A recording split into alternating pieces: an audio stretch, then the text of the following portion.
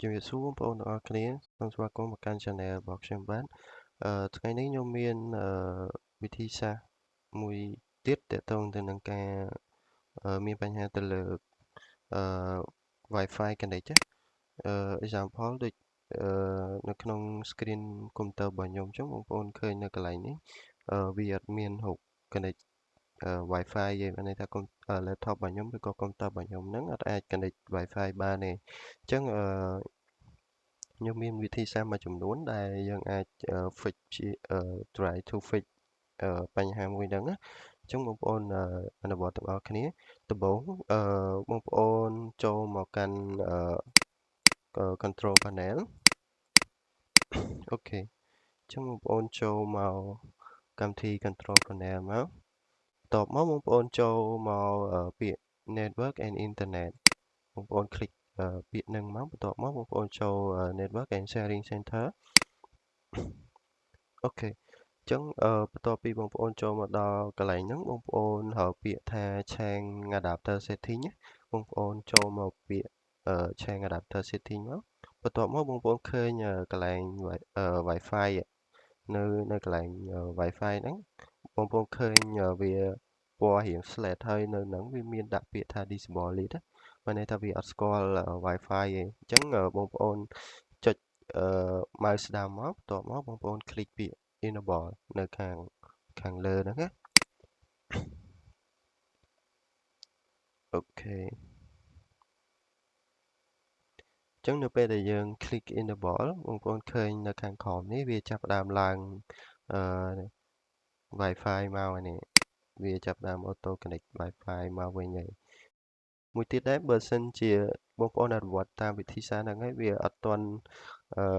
ស្គាល់នៅតែអត់ទាន់ស្គាល់ Wi-Fi ទៀតណាបងប្អូនអាចមានវិធីសាស្ត្រមួយទៀតដែលបងប្អូនអាចfix វាបានដែរអញ្ចឹងវិធីសាស្ត្រមួយទៀតយើងចូលមកកាន់ device manager បងប្អូនចូលកន្លែង search មកហើយពាក្យ device manager អូខេអញ្ចឹងយើងចូល device manager មកនៅកន្លែង device manager បងប្អូននៅពាក្យ network adapter អូខេនៅកន្លែង network adapter ហ្នឹងបងប្អូន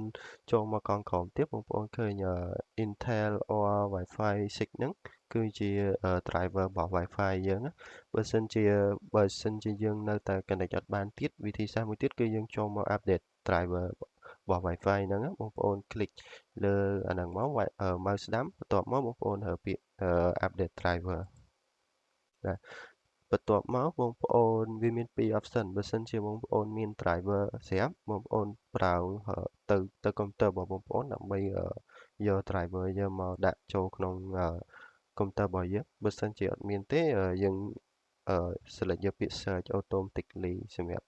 driver អញ្ចឹងខ្ញុំឲ្យវាចាប់ផ្ដើម search ហ្មងបើសិនជាមាន driver ណាថ្មីវានឹង automatic update ទៅ latest version របស់ driver ហ្នឹងណាអូខេចឹងបន្ទាប់មកវាដាក់ថា